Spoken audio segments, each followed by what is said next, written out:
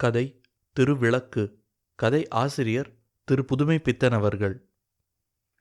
தெருக்கோடியிலே அந்த மூலை திரும்பும் இடத்தில் ஒரு முனிசிபல் விளக்கு தனிமையாக ஏகாங்கியாக தனது மங்கிய வெளிச்சத்தை பரப்ப முயன்று வாழ்ந்து வந்தது. இளமை, மூப்பு, சாக்காடு என்பவை மனிதருக்கு மட்டும் உரிமை இல்லை. எனவே திருவிளக்கிற்கும் இப்பொழுது மூப்பு பருவம். நிற்கும் கல் உடம்பு சிறிது சாய்ந்து விட்டது. சிரத்தில் இருந்த கண்ணாடிச் சில் ஒரு பக்கம் உடைந்து விட்டது. அந்த சிறுவன் விளையாட்டாக கல்லை எறிந்த பொழுது விளக்கின் கஷ்டத்தை நினைத்தானா? காற்று அடித்தால் உயிரை ஒரேடியாகவாவது போக்கி விடுகிறதா? குற்றுயிராய் துடிக்க வைத்து அதை கொல்லுகிறதே. கொஞ்சமாவது மங்கிய வெளிச்சத்தை கொடுக்கிறதே என்று இந்த காற்றிற்கு நன்றி இருக்கிறதா? போய்விட்டது. பிறகு மழையில் அதன் குளிரை யார் கவனிக்கிறார்கள்? அது காற்றிற்கு தெரியுமா? இனிமேல் விளக்கு அந்த பக்கத்திற்கு வேண்டாமாம். அதை எடுத்துவிட வேண்டுமாம். அதற்கு ஒரு தோழன், ஒரு கிழவன். ஒத்த வயதில்தானே நட்பு ஏற்படும். இதில் என்ன அதிசயம்?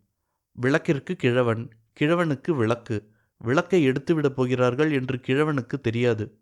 அவனுக்கு எப்படி தெரியும்? அவன் வயிற்றுப் பிச்சை எடுக்க வேண்டாமா? வயிற்றுக்கில்லாமல் உயிர் வாழ முடியுமா? திருவிளக்கு அவன் தோழன்தான். அதன் வெளிச்சம் அவனுக்கு எவ்வளவு மன நிம்மதியை அளித்தது. அன்று சாயங்காலம் வந்தான். வெறும் குழி ஒன்றுதான் இருந்தது. இருள், இருள். பற்றுக்கோலை யாரோ தட்டிப் பிடுங்கிக் கொண்ட குருடனின் நிலை. அன்று அவனுக்கு உலகம் சூன்யமாய், பாழ்வெளியாய், அர்த்தமற்றதாய் இருந்தது. சாந்தி? அது எங்கிருந்து வரும்? உடைந்த திருவிளக்குதான். ஆனால் கொஞ்சமாவது அவனை தேற்றி வந்ததே. வெளிச்சமில்லாவிட்டாலும் ஸ்பரிசித்து பார்த்து ஆறுதலடைய வெறும் கல்லாவது இருந்ததே. மறுநாள் காலை கிழவன் சவம் அங்கு கிடந்ததை கண்டார்கள். இப்பொழுது ஒரு புது விளக்கு, மின்சார விளக்கு. அதன் கீழே குழந்தைகள் உற்சாகமாக விளையாடிக் கொண்டிருக்கிறார்கள். அவர்களுக்கு பழைய விளக்கையும் பழைய கிழவனையும் பற்றி கவலை என்ன? ஒரு காலத்தில் இவர்களும் அப்படித்தான் ஆவார்கள். அதற்கென்ன? எங்கும் எப்பொழுதும் அப்படித்தான். பழையன கழியும், புதியன வரும். இது உலக இயற்கையாம்.